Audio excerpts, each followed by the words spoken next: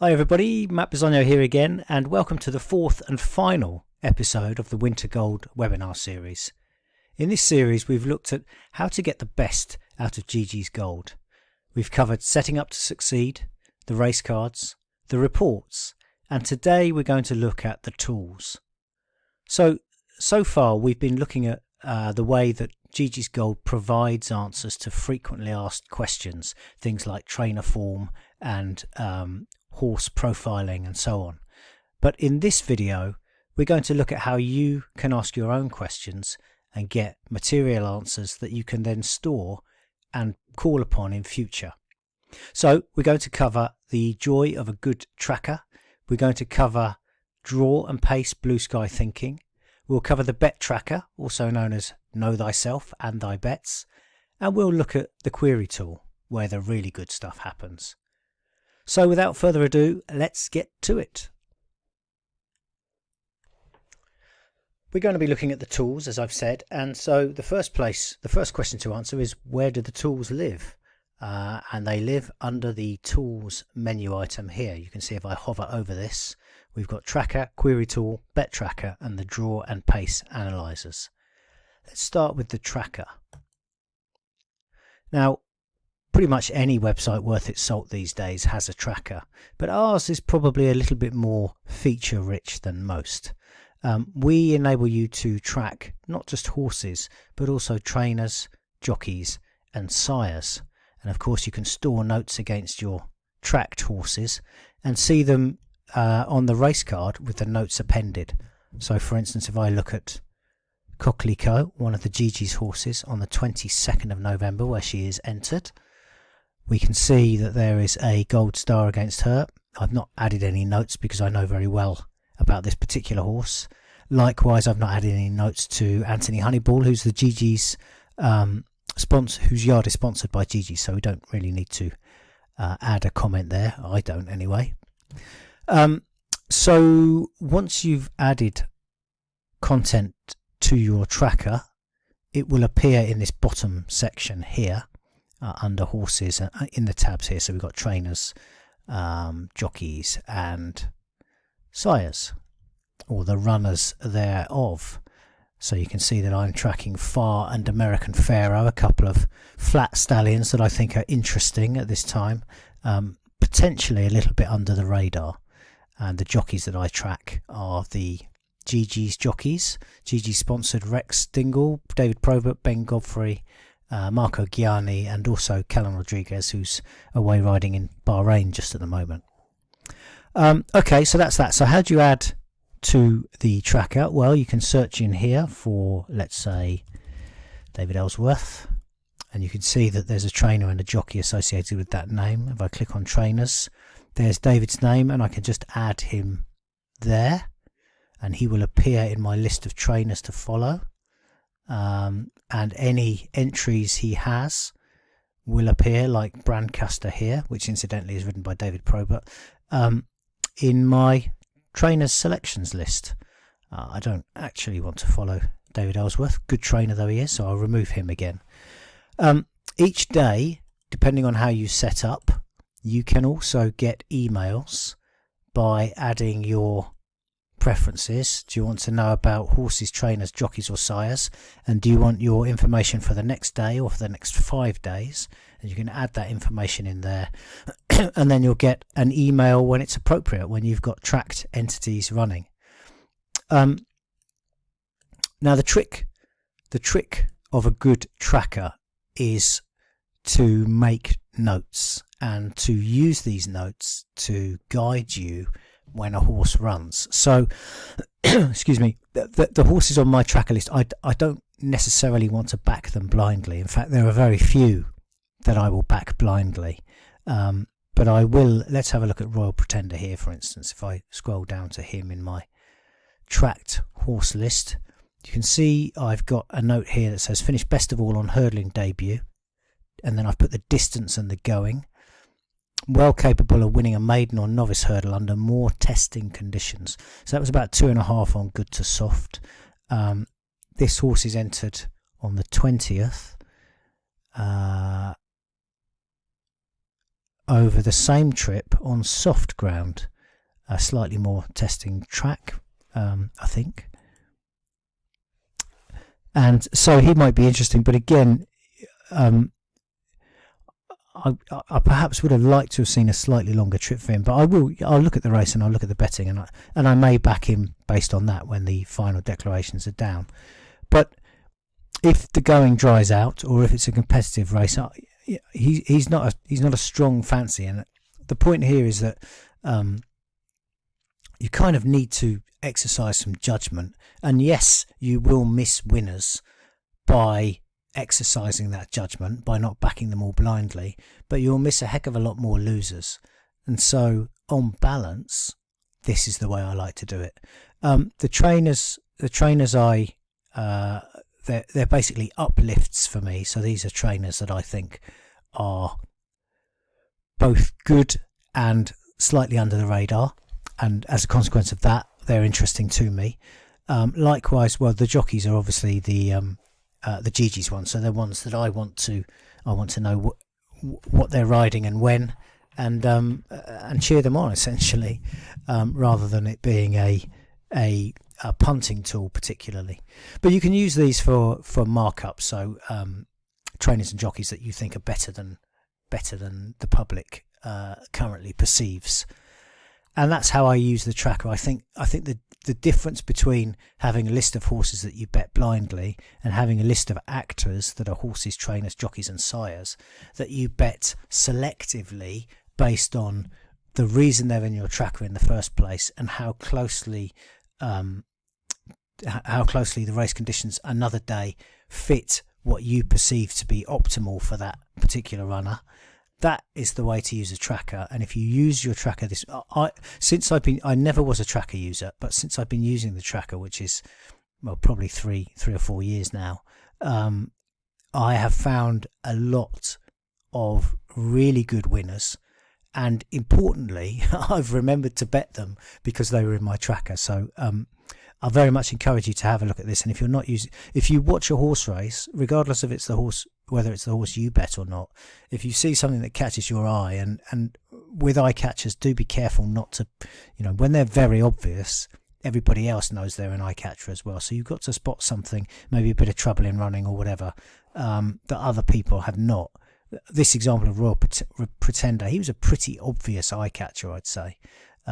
So you just need to keep that in mind from a price and value perspective. How widely known is the thing that you know, and therefore how much potential value does it present? Okay, so that's tracker. I will actually no, I won't show you a tracker email in this video because I can't do that without showing you all my other emails. I should have thought about that before, but actually I have got one here. I cheated, I paused the video. That's what you can do when it's not live TV. So this is my tracker from last night, Tuesday the 17th, as I'm recording this. And you can see that I've got my jockeys there, so I know that Rex and Ben and David are all riding today. They've got a few good chances according to the early market. And my trainers, again, Anthony Honeyball and Terry Kent, who I think is an interesting trainer as well, for this reason.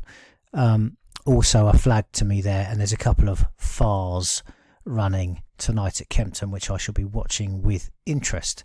So I get an email like this every day, just telling me what I've got running. No horses, jockeys, trainers and sires in this on this occasion.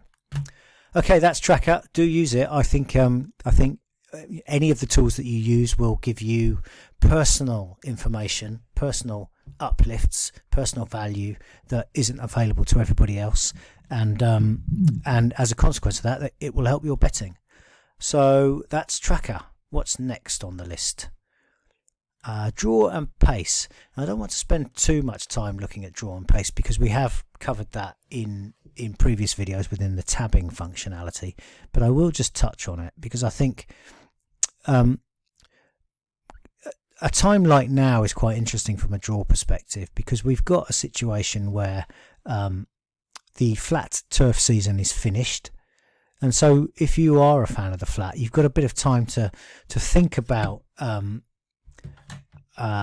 putting together a playbook a set of angles and approaches that could work for you through the coming season, and you've got the full 2020 data to play with. So one interesting thing that you might do is you might look at how the data played out, how the draw played out in 2020, in the truncated 2020 season, compared to historic.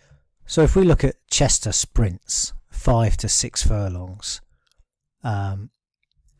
good ground, good or faster ground, handicaps since 2009, which is when our database starts, you can see there's quite a lot of data in the sample, and there's this sort of quite strong linear correlation, favouring low drawns and unfavouring, defavouring, disfavouring, not favouring high draws. And if we look at the constituent stalls, you can see that that's strongly replicated there.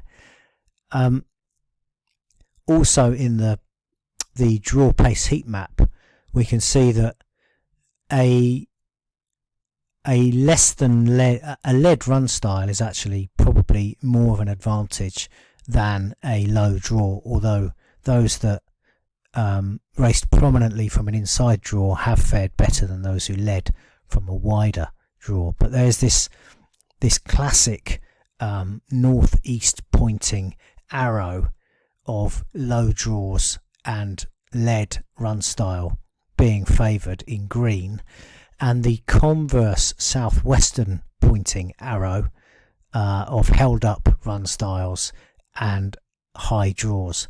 So it's very clear where you've needed to be historically over sprint trips at Chester on top of the ground.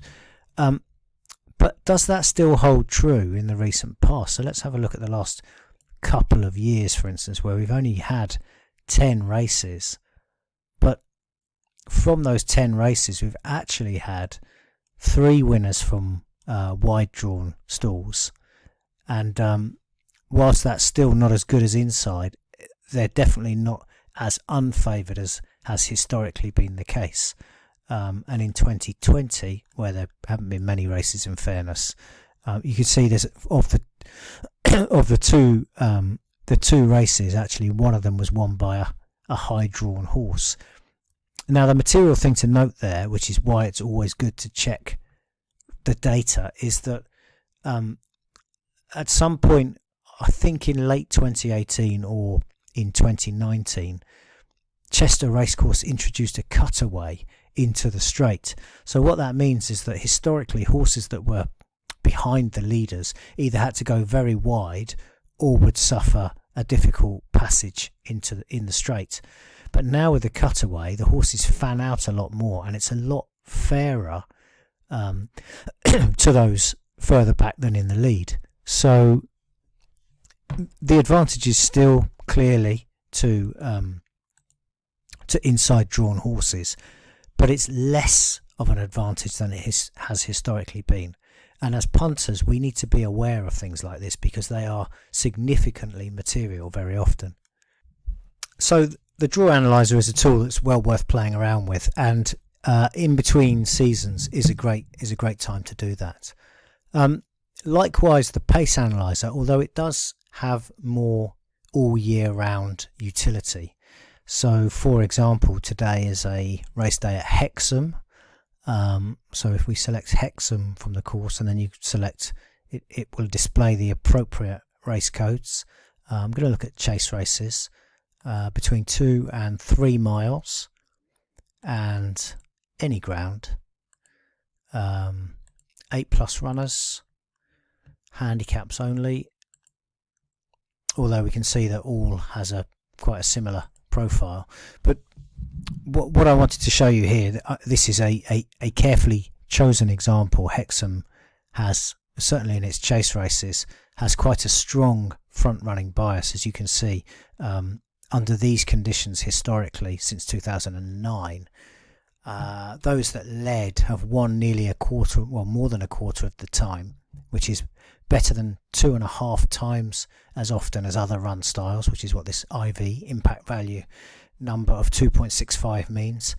And a pound level stake on the 191 horses which led would have returned £235.61. Now, of course, we still have to identify these leaders, but you can see that it's a very strong edge at Hexham in chases. And if we change this to the last few years, you can see that the numbers in actual fact are very, very consistent in that time. And even in the last couple of years, you can see that Lead and Prominent far outperform those ridden more patiently. So Hexham is a course where I automatically, that my default position is what's going to be out front, and then I kind of work back from there with my betting. And there won't be too many punters in the UK who approach a race at Hexham in that way. So there are lots of examples of these strong pace biases on national hunt tracks, and by identifying them and being aware of them kind of as a going in position, we've got a leg up on the vast majority of punters. And if you want to muck about with different distance ranges or more specific going or whatever, you can of course do that. So the Pace Analyzer is another great tool for producing a playbook of angles by course, as an example. Okay, that's enough on draw and pace. I did want to keep that quite brief. Now, the next thing I want to talk about is the bet tracker. I'll show you how you activate that and set it up in your own configuration. So if I go to my Geegeez page, race card options, see, I don't use it generally, but lots of people do, and I will kind of eavesdrop on one user who does use it in an anonymous way. This bet tracker needs to be unchecked in the hide section in order for you to have that functionality on your race card, and that's now done. So if I just go to a race today, let's go to the 2:30 at Hexham, which is a 4-mile handicap chase, and you'll see in the icon block just before the X, depending on whether you've got the My Ratings calculator. Anyway, it's this bar chart one that says bet tracker record bet placement. So let's just, doesn't really matter, let's choose this horse. You put in your stake odds, whether you're using best odds guaranteed or not by default. You can always uncheck that if you've got it with some and not with other bookmakers, whether it's win or each way. The fractions on your each way bet, and standard is just the normal fractions, and then if it's a different fraction you can choose it there. Also the number of places, if it's just the normal places, then you leave that. If you're getting extra places, you can put that in there. So for instance, if it was a fifth, 5 places, you'd do that, and then put any notes you want to put in there. Save that, and then it will appear. Let's do that. Geegeez is great. So mature. That's saved. Okay, so if we go to our bet tracker now, and you can see, hopefully, if I look at the bets by date, you can see that I've got McGinty's Dream in here, and my comment over here, Geegeez is great. And if I need to edit that, I can edit it here, and make any changes that are required. So that's how to enter a bet into your bet tracker. But what really what's the point of bet tracker?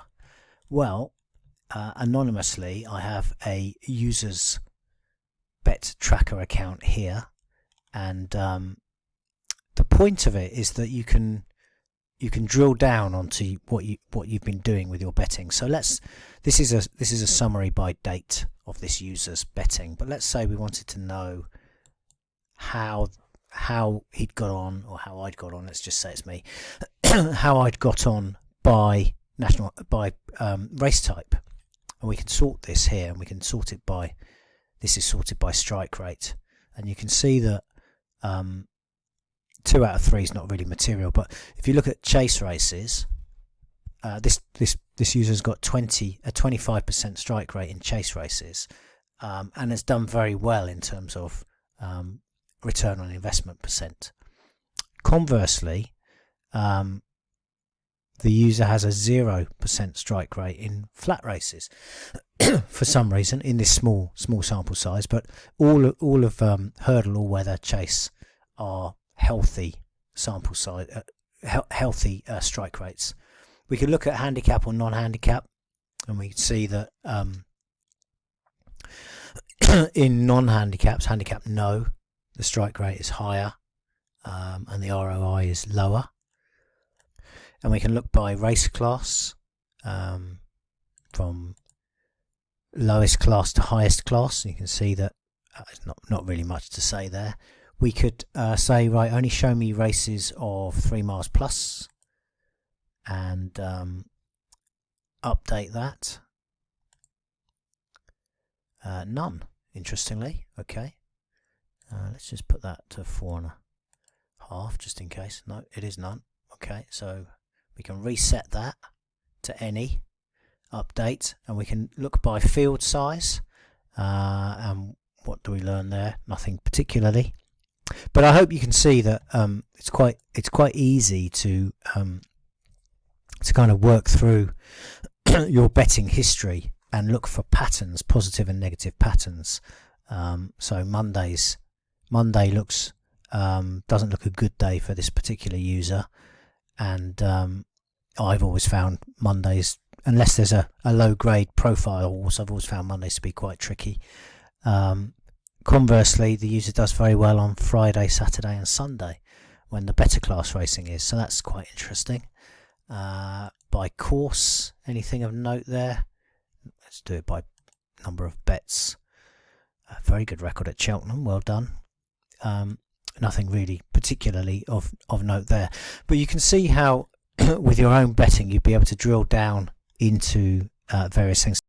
So that's the bet tracker. It will improve your betting if you use it religiously. As I say, I don't, but that's kind of personal choice, somewhat dictated by time constraints, but if you have got the time, then you'll definitely get some insights into your betting that you otherwise may not have had from using this tool. So that's Bet Tracker.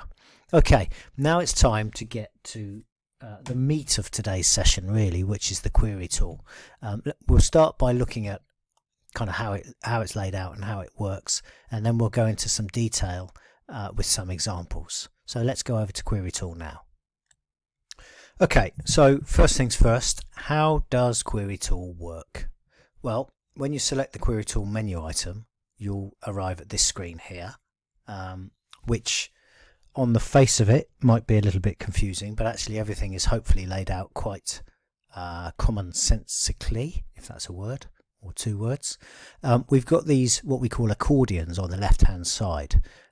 So we've got one for date, one for race, one for runner and one for hidden, and within each of these are a number of variables, with the exception of hidden, which will only have variables if you add them there. So in the dates component, we've got a user-defined date range, which is preset to the last 5 years. You can change that to 2009 plus, last 2 years, last 1 year, or you can put in whatever date range you want from here. You can also select specific days in the week, months in the year, or years in the overall superset. And this is quite useful, for instance, when you're researching. Let's say you had the last 5 years set as a default range. What you could then do is you could select, let's say, 2017, 19 and 20 to do your research, and then you could turn all of these off when you've found a potentially promising angle, and click the generate report button again and see if your research still stands up with all of the years in the data set added in, as opposed to just working with the subset that you started with. I hope that makes sense. I'll show you, I'll evidence that in a second anyway. So after the date boxes we've got race, and this, as the name suggests, are a bunch of variables that relate to the race. So the country of the race, the course, the race code, class. If it's a class 1 race, the major race class, whether it's group or grade 1, group or grade 2, or listed and so on. Distance, going, field size or runners, whether it's a handicap or non-handicap, and the odds of the favourite, second favourite or third favourite. Now just at this point I would never use the odds of the second and third favourite when I'm doing my queries, so I'm going to hit this minus button here on the right hand side of the variable, and they disappear, and guess where they've gone? Yes, of course, they're in the hidden box, and if we want to add those back in, we click them from here and they will reinstate themselves back to where they came from, back from whence they came. In the runner one, we can select things like horse. So let's say you wanted to look in detail at the form of Mighty Thunder, doesn't really matter, a horse. You could type in the name, and as you type, so those horses whose names start with the same set of letters appear. That helpful search facility is also there for sire, so you can see that there, and for dam, sire, trainer and jockey as well, so that's pretty helpful, and so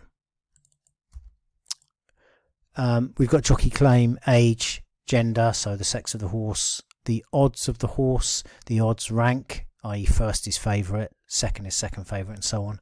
Any headgear that the horse might be wearing. This also is a search box, so visor, for instance.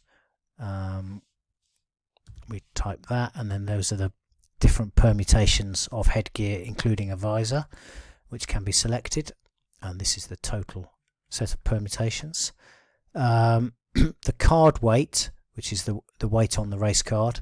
The actual weight is the weight on the race card less the jockey's claim. Card draw is the draw as it's stated on the race card. Actual draw is the draw accounting for non-runners. The horse's official rating. Pace score is the score is 4, 3, 2, 1, 4 led, 3 prominent, 2 midfield and 1 held up of the race in question. Now this is one of the variables that you need to be careful about when saving angles, and I'll talk about that then, but basically there are a few of these variables, pace score being one, odds being another, that cannot be known in advance, and they rather upset our angles system, and it refuses to play ball. So if these variables that can't be known in advance are used in an angle, that angle will generate no qualifiers. So what you need to do is you do your research, including these, because research is based on historical results which are known. We know how the horse ran that day, we know what odds it was, and so on. And then when we save it as an angle, we need to remove those elements that can't be known.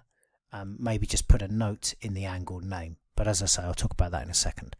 Okay, so we've also got speed rating rank, and wind count, where 0 is never had a wind op, 1 is first time after a wind op, 2 is second time, and so on. So that's quite an interesting piece of data to mess around with, and in actual fact I'll probably look at that in a second. Okay, so once we decide what we're going to do, in fact, let's have a look at that. So we're going to select UK, let's select by race code, all weather, and we'll have a look at all weather rate. Well, let's just press those two first. So that's going to bring back the details for UK all weather races in the last 5 years. I think I had set, yep. So there have been 117,000 runners of just about 12,500 races. Doesn't really tell us anything at this stage. We can select the qualifiers, and that will give us a bit more information. Now what you notice here is these have got no result because these are, as I'm recording this, today's qualifiers. If I just change that to the 17th, which was yesterday, and generate the report, I've now got results in for all runners in here. So you can see there are 5,838 pages of this going back to the 18th of November 2015, and let's go back to the start. Right, now as I say, that's kind of summary data. It doesn't really tell us very much at this stage, but these tabs here enable us to look in more detail at what we've got. So here's the summary. The qualifiers tab obviously shows you the qualifiers 20 at a time, and we can scroll through these like that. The chart tells us about breakdowns of the data. Now here we haven't got a breakdown, we've just got a big lump of data which we're going to break down in a second, so it doesn't actually tell us anything at this stage. The filters tells us essentially which of these variables we've selected. So you can see we've got the last 5 years UK all weather. And angles is something that I'll talk about in a second, but essentially when we've done some research, we can save our research to the angles tab, and we can recall that in a number of different ways. Okay, so what have we got here? We've got flat all weather. What do we want to know about flat all weather? Let's have a look at the wind count. Let's compare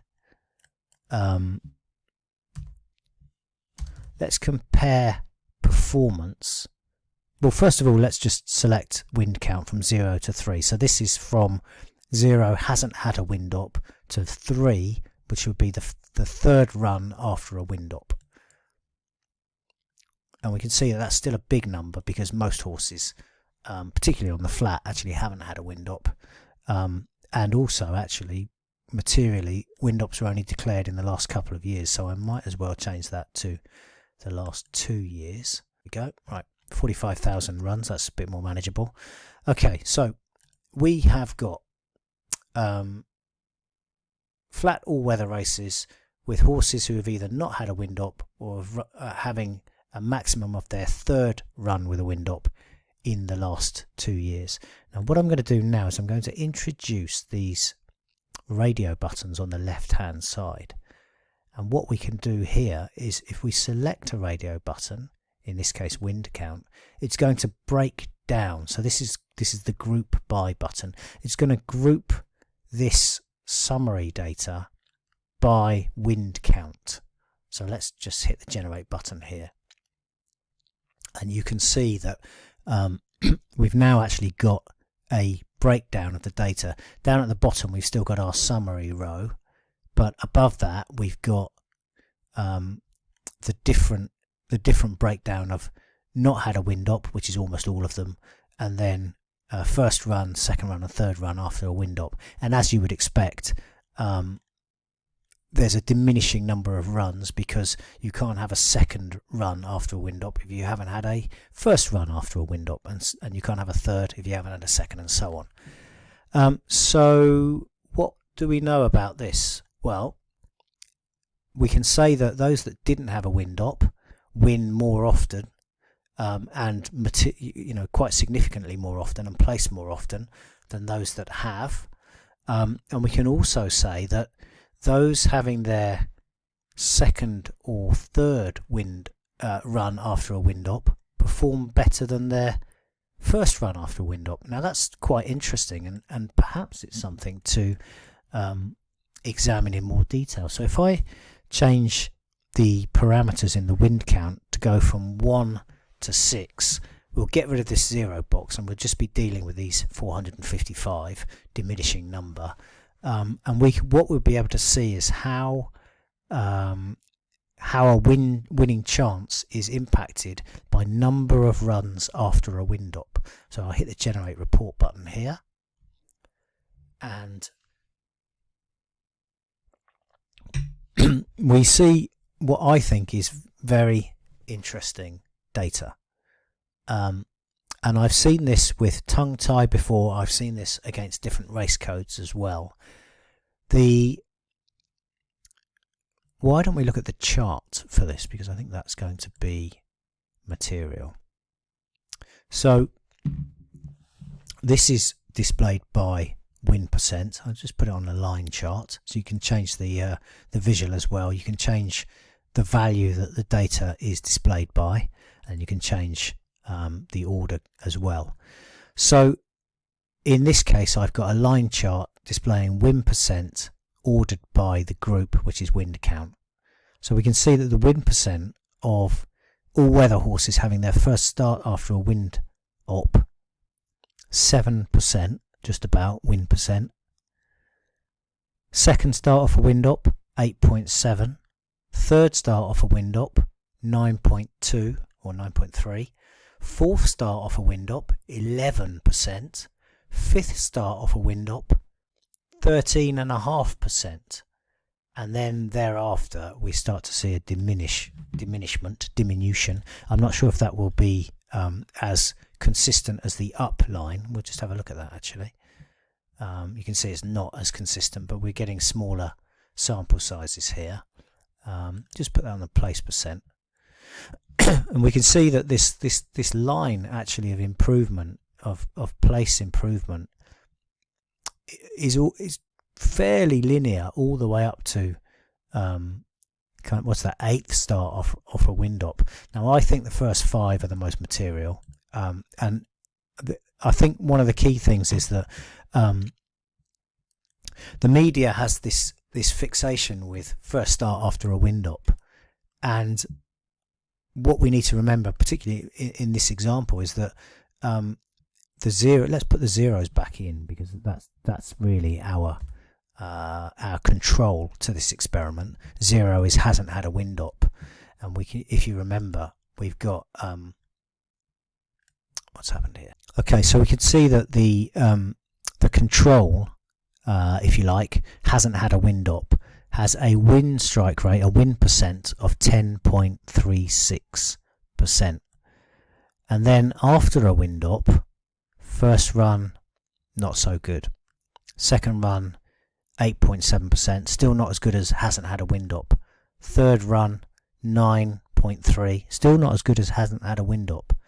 Fourth run, 11, better than hasn't had a wind op. Fifth run, 13.6, much better. So I mean, these are relatively small sample sizes, but we can see that W4 and W5 are really interesting time to look at horses on the all weather. And one of the things that we do at Geegeez with our race cards, as you'll probably know, is that we have a what are the chances of me being able to find what I'm looking for now? We have a wind count ongoing. So this is W5 plus here, and this one is 2. If we open that up, probably just going to have to look at a deeper view of the form there. We can hopefully see when the W first happened, and it happened here on the February last year. So this horse has had 1, 2, 3, 4, 5, 6, 7, about 15 goes since. But look, after that wind op, it won on its second start after, and then it won on its fourth start and its sixth start, and then albeit that it was higher in the handicap there, it's actually run quite consistently but without winning. And you know, this is one horse, so it doesn't make or break the case, but I just wanted to try to evidence the fact that a wind op will not be immediately productive for a horse necessarily. So if, as a group of nearly 500 runners, first time after a wind op significantly underperforms horses that have never had a wind op, and so does second time. But then we start getting closer, and indeed in front, on sort of 300 runs, which is, you know, fairly small sample, but not insignificant by any stretch of the imagination. So that's quite interesting, I think, and that's one of the things you can do with wind count on Geegeez. You could also sort by trainer to find out which trainers have the best record with wind op horses, and any number of things. It's kind of it's limited by your imagination in terms of the variables. So that's wind operation, wind count is something that's in our query tool that you won't find anywhere else as far as I'm aware. So that's definitely kind of real power to your elbow. And what we could do here with this, if we say, right, 4 and 5 are the times when I'm interested in these horses, and then we've got our summary data here, we can go to the angles tab and we can create an angle for this. So let's say all weather W45 runners. Now this wouldn't be a blindly bet them angle, but it would be sort of a markup. You know, if we'd seen mild progression in the last couple of runs, then we might expect that progression to continue as a result of the impact of the horse realizing that it can breathe more easily after the wind up. It does take them a few runs sometimes to kind of get their head around that, and we, as I said, we see the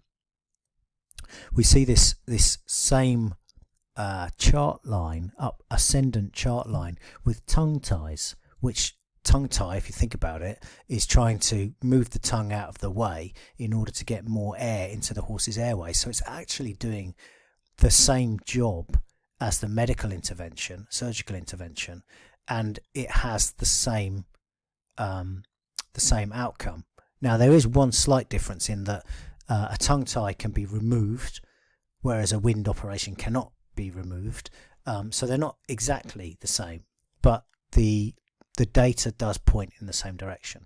Right, so I've given this a title. I'm going to click Add Angle right there. And now you see here, I've got AW45 runners, and there's a 12 there. So if I just click View Runners, it's going to tell me where these runners are. Now let's have a look at Kempton 8 o'clock. Let's try that race. And the horse in question is Johnny Drama, and you can see he's a W4 today. So this is indeed a horse that had his wind operation here. That was his first run after a wind op, and they tried a tongue tie just before that. Didn't work out. In actual fact, he ran a lot better than his previous run, but there could have been any number of other reasons for that. First start after the wind op, didn't run great. Second start after the wind up in trip, which he got beaten far enough the previous time up in trip, not great. Dropped back a little bit, smaller field, and he's a winner. Third start after the wind up. Fourth start after the wind up, here he is again. He's a 5-4 shot, so you know you have to factor that into your considerations. But from what we know, we could say that he, as a W4 in an all-weather race, might be an interesting character. I'd be looking for a slightly less obvious one. This Alfredo here is a W4 as well, and actually he's been running since the wind up. This is an interesting one. So he ran last of 4, last of 11. Last of 9th, beaten 58 lengths. He has this wind op, and all of a sudden 3rd, beaten 3 lengths. 2nd of 2, fair enough, 2, quite a good horse, very good horse on heavy actually. And 3rd of 7 on soft. So from duck egg, he's gone 3-2-3, and he's in here. It's a good race. It's a Class 2 race, but he's in here as a 25-1 shot. And he might, you know, without saying he's going to win it, he might be he might be more interesting than a 25-1 chance. And these are the kind of things that we can find out and deploy to our advantage with Query Tool. One other thing that I should have mentioned there is that you will notice in the blue box a 1 by Alfredo, and it says Query Tool angle. So if I click on that, you can see that it's my Query Tool angle that I've just saved. So once you save these angles within the Query Tool, you don't have to go here to view the runners. You can see them actually in the race card when you're doing your entire race review. You'll see this in the card there, so that's very useful. The other place you can see them is in the QT Angles report, which looks a bit like this for my angles. I've got quite a lot today for various different things, and you can see my AW45 runners there. Now a lot of mine are markups or informational rather than rather than betting. In fact, nearly all of them are. So I'm following the conditionals title race at the moment, and this flags all the runners in that. The Geegeez jockeys I get notified about. There are some jockeys that are front running jockeys that I find interesting to follow, some heavy ground sires that I mark up, some trainers that I mark up, and so on. And we've got some TTS stuff in here, some turning sprints if leading, and some first time after a wind up markups. So all sorts of things that I've added in via Query Tool and which appear when appropriate in my race card. And this I think is the real power of Query Tool, is you over time with these red and blue numbers for report and Query Tool angles, you start to create a race card that is specific to you, that speaks to you in a way that no other race card can, because you've crafted it the way that you want it to be crafted. So that's the real power. And obviously, you know, you set these angles up once and then they're always there in your cards thereafter. One other thing that I wanted to cover on Query Tool, I'm just going to reset that, is recently I did a video where I showed the impact of the difference between the implied win percent, the implied probability, and the actual win percent of horses running. I'll just do this on the last year, UK, and right, there we are. So that's the last year, all races and runners in the last year in the UK. Now what I want to sort by is odds. Sorry, group by odds. And now we've got a table which contains, these nulls are the runners today, by the way, that haven't obviously we haven't got a result for those yet. What I'm going to do is I'm actually going to say, right, only show me the ones where there's at least 25 runners that were sent off at that price. So these are these variables at the top. We can do all sorts of things with these, and this is just going to do that. And if I click update over here, I've got a slightly less data in the window. I can then copy this data by clicking the copy button, copied 89 rows, and I can take that over to, well, let's say Notepad, and I paste it in there, and there's that table. But what I actually want to do is I want to do it in Excel. So let's do that. And we can see that I need to do it paste special in order to get this. So they've done some formatting there. So I'm going to close that down, and instead I'm going to use the CSV button, so the Excel button.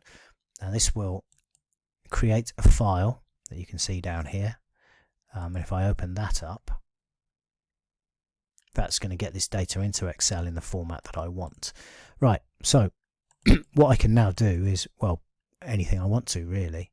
I can sort this by runs, or I can filter it by runs to get rid of these small samples at the top, and I can mess around with that data to see any information that I might be interested in. In this case, I want to look at the difference between the implied win chance. So using even money as an example, even money has a 50% implied win chance, and the actual win chance, which is 45.63. That is to say that even money shots have won 45.63% of the time in the last year. So I've got to overcome a differential of about 5% there in order to make a profit backing even money shots, or I've got to bet them at a slightly higher rate. So maybe I've got to be betting even money shots horses that are sent off at even money at odds of about 5-4 to make a profit over time. If you wanted to do this for each way purposes, you can use the each way column here as well, and you can work out the maths on those for yourself. So that was in answer to a question from Keith Watson, who wanted to know about that for his own wagering purposes. So that's what you'd do. You export this data to Excel, and then you would use the each way percentages to calculate the difference between the implied and the actual. And the each way percent factors in the number of places in the race. So win only, first 2, first 3, first 4, and so on. Now before I close, I think we'll do one more little query in the query tool. And this time I'm going to, one of the things I like to do, I think in racing generally, the key to staying ahead of the game is to stay ahead of the game, and that by that I mean to be aware of things that are changing in the game. So pace advantages can change either positively or negatively. Draw biases can change. For instance, the cutaway rail at Chester has had a material impact there, and also actors come and go. So trainers and jockeys wax and wane. They're in fashion and they're out of fashion. And one of the things that I like to do is look for new trainers or jockeys to be aware of. So you will have seen when I showed you my tracker a number of trainers that I follow: Terry Kent, George Bowie, James Ferguson, and a couple of others on there. Jockeys, I like to look to see who are the up and coming conditional or apprentice jockeys. So what I'm going to do here is I'm going to say the last year, and I'm going to look at UK flat, turf and all weather, and I'm going to sort by jockey with a jockey claim. It doesn't matter, 1 to 10. So these horses are claiming jockeys. And if I click generate, that's going to give me a long list. Now I don't want these ones that have had sort of 1 or 2 runs. So I'm going to do a cutoff at 20, 30, 25. Let's do that. Okay, and click update.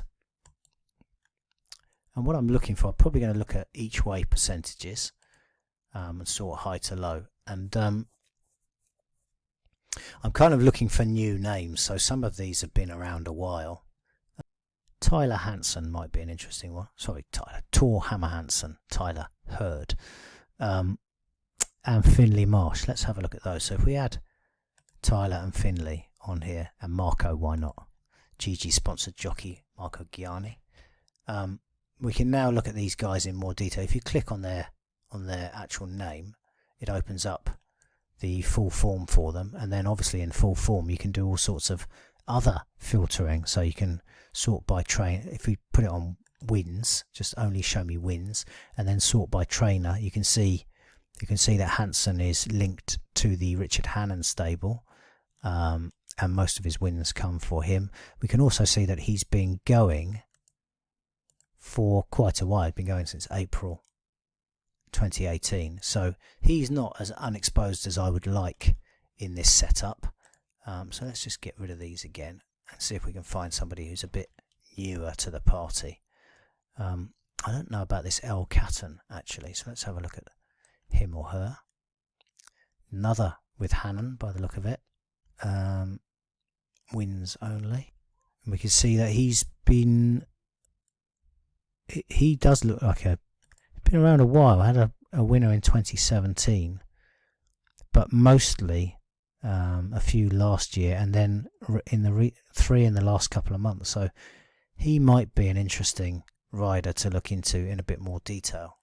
I haven't really got time in this video. I'm very conscious of time that to go into these in more detail. But what I would do is I'd be using this to identify potential jockeys to be aware of, and then I'd be going into a little bit more detail by clicking on their name and going into the form and seeing what I could find out. Safi Osborne is quite interesting. She rides a lot for her dad, but she looks a very talented rider in the making. Some of these are more obvious: Tyler Hurd, Kieran Fallon, and so on. So that's another thing that you can do with the query tool when you've got a little bit of time to mess around. Okay, as I say, I am conscious of the length of this video, and I'd rather you went away and experimented than I spent time on here boring you probably. So I'm going to draw stumps on that now. This was the final one of 4 webinar thingies, and they've covered quite a lot of ground. I'm sure they will have raised some questions with you, so if you do have any questions, please drop me a line, and I'll be happy to try to help you with that. I hope you're enjoying Geegeez Gold, and I hope you can see the breadth of value that it can add. The range of tools that we've got, both where we prescribe data for you through the race cards and reports, and the stuff that you can integrate within those to suit your own tastes. So do play around with it, do enjoy it. Remember, it's got to be fun, otherwise we might as well get another job. Fun first, profit second, not mutually exclusive. So get to work, see what you can do with Query Tool, put your bets in Bet Tracker if you'd like to, mess around with the draw and pace analyzers, use the tracker advisedly, and you will step forward another step or two in your betting journey. Thank you very much for watching this series. I really appreciate it. This is Matt Bisogno saying goodbye for now.